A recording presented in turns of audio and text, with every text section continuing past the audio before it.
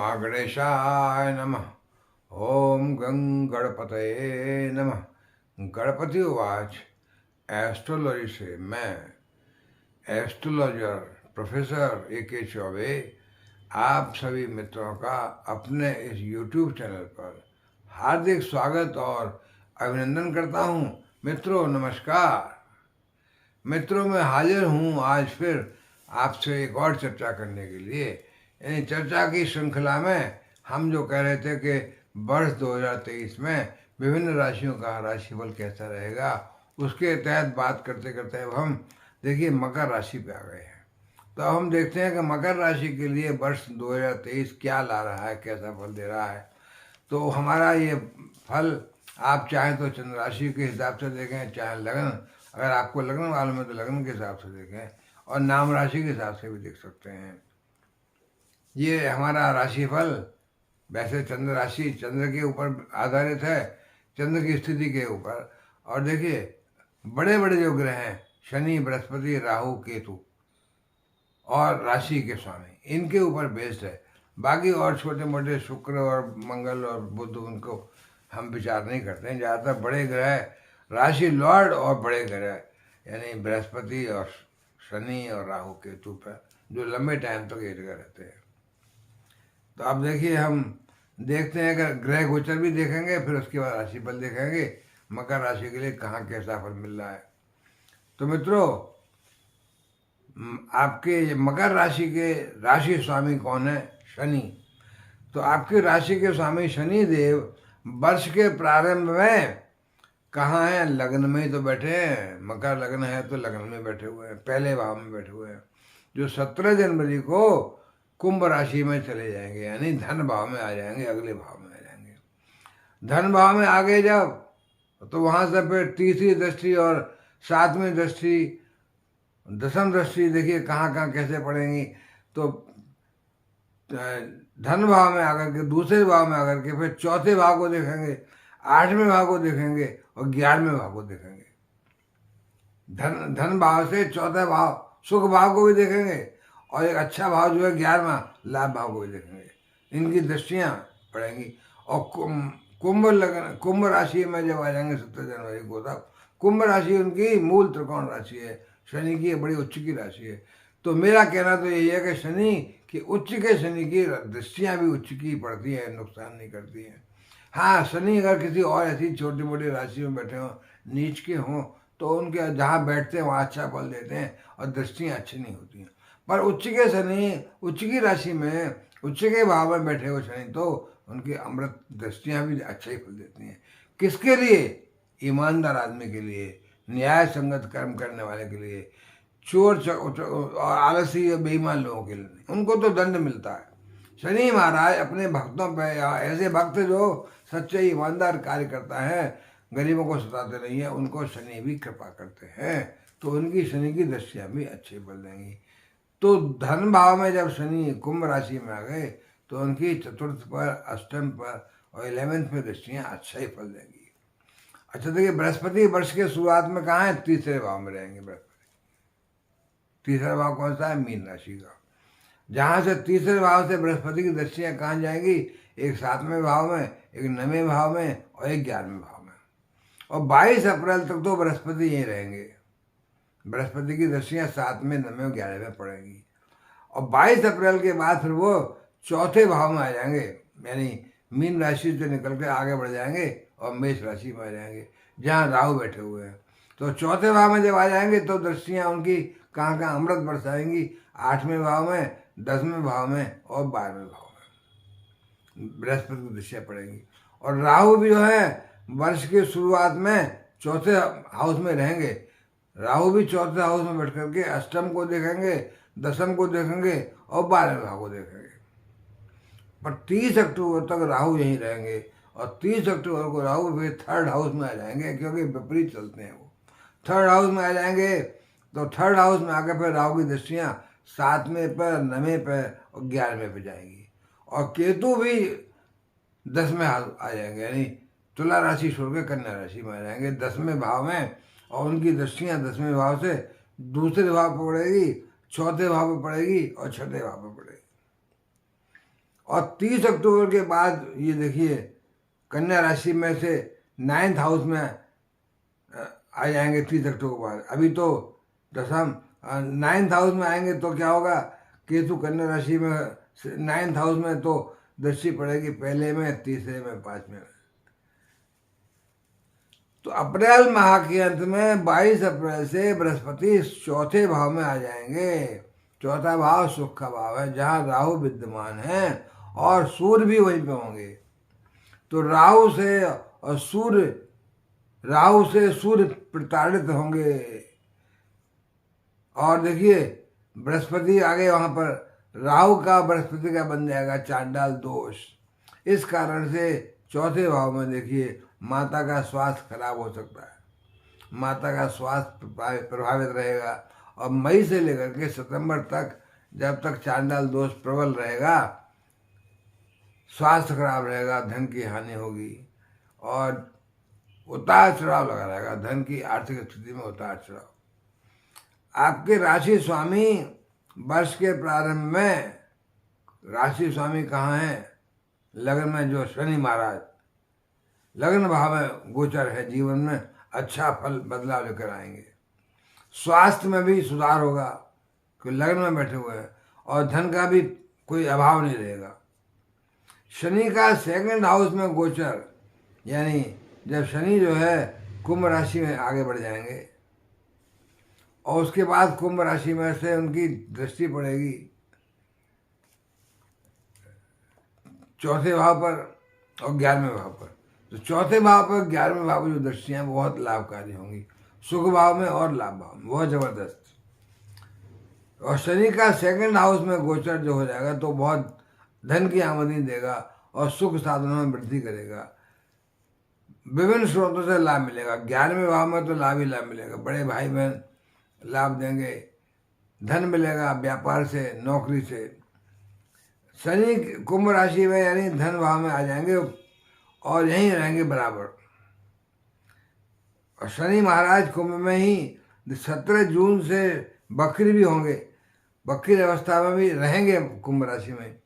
तो वर्ष की शुरुआत में ही 30 जनवरी से 6 मार्च तक सूर्य के प्रभाव में आकर अस्त भी रहेंगे मार्च तक, 30 जनवरी से 6 मार्च तक अस्त भी रहेंगे, बकरी भी रहेंगे, पर रहेंगे कुंभ राशि में, धन भाव में। इस वर्ष अप्रैल के महीने में सूर्य का गोचर मेष राशि में होगा, जहां पर पहले से राहु विद्यमान है। यहाँ पर 22 अप्रैल को बृहस्पति भी आ जाएंगे। तो बृहस्पति भी आएंगे, राहु वहाँ हैं और सूर्य भी वहाँ होंगे उस टाइम में। तो ये करीब करीब 1 माह का समय होगा 4th भाव में। विशेष ध्यान रखने की जरूरत है इस समय कि 4th भाव में बृहस्पति, सूर्य और राहु, माता का स्वास्थ्य खराब हो जाएगा। माता के स्वास्थ्य के साथ साथ सुख साधनों का भी थोड़ा सा दिक्कत अभाव होगा। तो मई से लेकर अगस्त तक गुरु राहु चांडाल दोष से प्रभाव में रहेंगे, तो स्वास्थ्य की समस्या रहेगी और धन का भी थोड़ा व्यय होगा। अच्छा समय नहीं है। ज़्यादातर सभी राशियों के लिए चांडाल दोष तो प्रभावित करेगा। जनवरी माह में ऐसे ही शनि का धन भाव में गोचर महत्वपूर्ण बदलाव लेकर आएगा। स्वास्थ्य में सुधार रहेगा, आमदनी में इजाफा होगा, आमदनी बढ़ोतरी होगी, धन आएगा बराबर, तो जीवन में खुशियाँ आएंगी, परिवार भी खुश रहेगा, परिवार का पूरा सहयोग मिलेगा। आमदनी बढ़ेगी तो फिर खर्चे भी बढ़ेंगे, और खर्चे भी बढ़ेंगे तो जो घर में काम अटके हुए थे वो पूरे हो जाएंगे। किसी वाहन का अथवा प्रॉपर्टी में निवेश भी कर सकते हैं, इसका योग है। मई मास से बृहस्पति का 4th में आना कार्य क्षेत्र में बदलाव ला सकता है। आपको नई नौकरी अथवा नौकरी में धन लाभ, क्यों 22 अप्रैल को जब बृहस्पति आ गए तो फिर बदलाव, नौकरी में बदलाव आ सकता है, कार्य क्षेत्र में बदलाव, ट्रांसफर हो सकता है, आपको नई नौकरी कर सकते हैं, पदोन्नति हो सकती है, उससे धन का लाभ होगा। सरकारी काम में धन का लाभ होगा। विदेशी लाभकारी यात्रा हो सकती हैं। मई जून जुलाई में व्यापार में प्रगति हो सकती है। प्रेम संबंध में प्रगति होगी, लेकिन उतार चढ़ाव लगा रहेगा। धन का खर्चा तो होगा और स्वास्थ्य की समस्या भी आएगी। अगस्त सितंबर में भी देखिए सेहत में थोड़ी गिरावट आएगी। अक्टूबर का महीना भाग्य साथ देगा। नौकरी में स्थानांतरण, धन लाभ होगा, शिक्षा में सफलता मिलेगी, नया घर तथा नया वाहन का योग भी है। नवंबर दिसंबर में जब राहु चतुर्थ भाव से निकल जाएंगे और तीसरे भाव में आ जाएंगे, बृहस्पति चौथे भाव में फिर अकेले रह जाएंगे और दृष्टि पड़ेगी दसम भाव पे, तब यानी कार्य क्षेत्र पे, तो फिर बहुत ज़्यादा सफलता मिलेगी। कार्य क्षेत्र में बहुत ज़्यादा सफलता, पद प्रतिष्ठा, मान सम्मान, उन्नति, व्यापार में उन्नति, नौकरी में उन्नति, प्रोन्नति, पैसा भी ज़्यादा, तनख्वाह भी बढ़ेगी, अच्छा सहयोग मिलेगा। सभी आपके जो और साथी दोस्त लोग हैं आपके डिपार्टमेंटल, सबका सहयोग मिलेगा, बॉस का सहयोग मिलेगा, तारीफ मिलेगी, आपके कार्य की प्रशंसा होगी और अच्छा वातावरण रहेगा। साल के अंतिम 2 महीने तो विशेष लाभकारी रहेंगे। नवंबर दिसंबर में बहुत जबरदस्त बृहस्पति, क्योंकि चतुर्थ भाव में बैठे हैं बृहस्पति, सुख साधन भी बढ़ाएंगे, भूमि भवन वाहन कारक भी हैं, नया वाहन भी मिल सकता है आपको, नया मकान भी मिल सकता है, और दृष्टि पड़ रही है दसम में, तो कार्य क्षेत्र में भी आपको उन्नति मिलेगी, व्यापार में उन्नति मिलेगी और नौकरी में। मकर राशि वालों के लिए कार्य क्षेत्र में देखिए केतु की स्थिति जो है, चतुर्थ में राहु की स्थिति और राहु की केतु पर दृष्टि बहुत जबरदस्त, केतु को कर्म स्थान में लाभ ही लाभ देगी।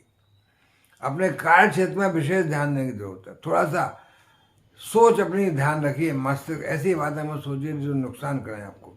अपने कार्य के प्रति देखिए उदासीनता नहीं आनी चाहिए, एक्टिव रहिए आप। उदासीनता आई तो फिर शनि की मार पड़ेगी। शनि उसी को लाभ देते हैं, उसी को फायदा कराते हैं जो आदमी बड़ा एक्टिव है, आलसी नहीं है, बड़ा परिश्रमी है, काम कर रहा है। तो देखिए आप ध्यान रखें अपना, समस्या पैदा हो जाएगी अगर आप जो है आलस में आ गए कार्य क्षेत्र में, तो नुकसान हो जाएगा। लेकिन अपने कार्य में मेहनत से मन लगा के कार्य करें। मई में अथवा नवंबर में आपको नया कार्य अथवा स्थानांतरण हो सकता है और कार्य क्षेत्र में फिर समस्या समाप्त हो जाएगी। मकर राशि के जातकों को शिक्षा के क्षेत्र में भी समस्या आएगी। वर्ष के प्रारंभ में बकरी मंगल का पंचम भाव में संचरण शिक्षा के क्षेत्र में उतार चढ़ाव लाएगा। पंचम में ही सभी कार्यों में नेगेटिविटी आएगी, सोच ही नेगेटिव हो जाएगी। प्रेम संबंध में असफलता मिलेगी, नेगेटिविटी, प्रेमी युगल में दूरियां बढ़ जाएगी। तो मई से अगस्त तक का समय जो है पंचम का, वो कुछ परिवर्तन ला सकता है। शिक्षा के क्षेत्र में सफलता तो मिलेगी। नवंबर दिसंबर में बस काफ़ी अच्छा टाइम आ जाएगा, क्यों राहु वहाँ से, राहु की दृष्टि, राहु का असर ज़्यादा पड़ेगा सबका, तो प्रतियोगी परीक्षाओं में सफलता मिलेगी, सबको अच्छे होगा। व्यापार से जुड़े मकर राशि के जातकों के लिए यह वर्ष उत्तम सफलता के योग बनाएगा। व्यापार में तरक्की और विस्तार होगा। मई से अगस्त तक का टाइम गुरु और राहु की चांडाल योग व्यापार में भी समस्या पैदा करेंगे। व्यापार में कोई परिवर्तन नहीं लाएं, अन्यथा हानि हो सकती है। जुलाई से अगस्त तक कुछ विदेशी व्यापार से सफलता मिल सकती है। आपके कनेक्शन हो सकते हैं विदेशी जमीन पर, किसी व्यापार से आपको वहाँ से ऑर्डर मिल सकता है, आप वहाँ जा सकते हैं, नौकरी पर जा सकते हैं। तो नवंबर दिसंबर में आपको विदेश जाने का भी योग है और प्लानिंग भी हो। जुलाई से अगस्त तक प्लानिंग होगी विदेश व्यापार में, और नवंबर दिसंबर में आपका विदेश जाना भी हो सकता है और उसमें सफलता मिलेगी आपको। तो नवंबर दिसंबर जो आपके कार्य क्षेत्र में विशेष सफलता दिलाएंगे, व्यापार में भी, नौकरी में भी, विदेश से आपका संबंध भी बनेंगे।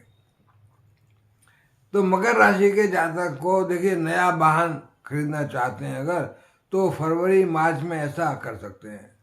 मई से अगस्त तक सावधानी बरतें हैं। मई से अगस्त तक जब चांडाल दोष चल रहा है उस समय कोई नया वाहन नहीं खरीदें, नया मकान, नई भूमि भवन न खरीदें। आर्थिक अवस्था को अपने नियंत्रण में रखें, थोड़ा सा पैसा बचा के रखें जो कि वक्त रोज काम आए। फिर नवंबर दिसंबर में राहु के और केतु के स्थान परिवर्तन के बाद वाहन खरीद सकते हैं दोबारा।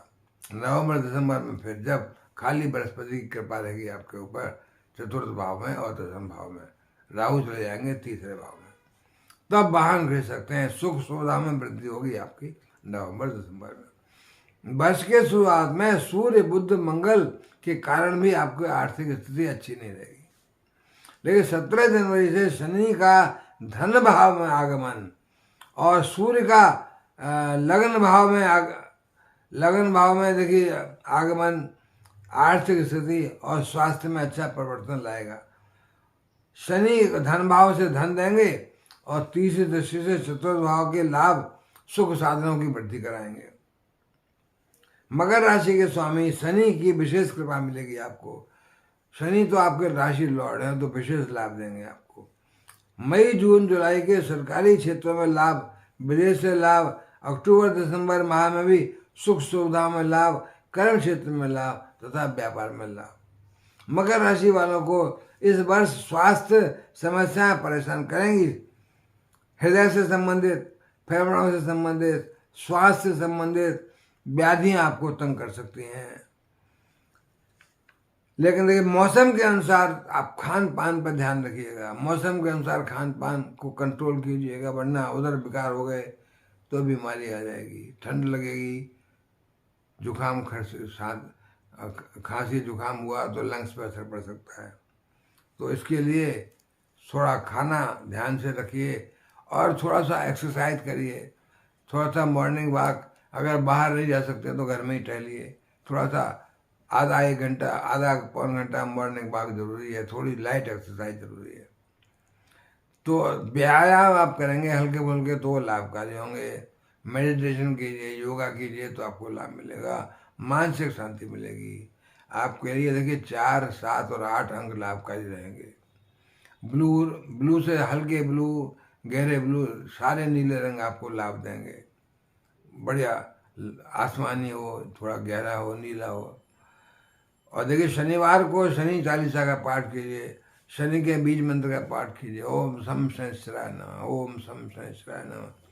तो इस गौ, और देखिए गौ सेवा भी कीजिए, हरा चारा खिलाइए गौ को।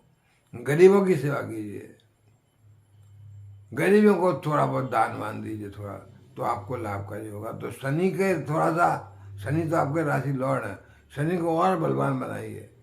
अच्छा है, शनि चालीसा का पाठ करेंगे, शनि का बीज मंत्र का पाठ करेंगे तो शनि आप पे और ज़्यादा कृपा करेंगे। तो मित्रों, मकर राशि के लिए ये साल बहुत अच्छा है 2023, बहुत बढ़िया, शनि की कृपा मिलेगी पूरी। तो मैं यहाँ मित्रों विराम लूँगा, लेकिन आपसे निवेदन करूँगा कि मेरे चैनल पर जो पहली बार देख रहा है वो प्लीज़ सब्सक्राइब करें, बेल आइकन को प्रेस करें, जाते जाते कमेंट्स में माँ गणेशाय नमः लिखें, तो गणेश भगवान आप पर कृपा अवश्य करेंगे। मित्रों नमस्कार।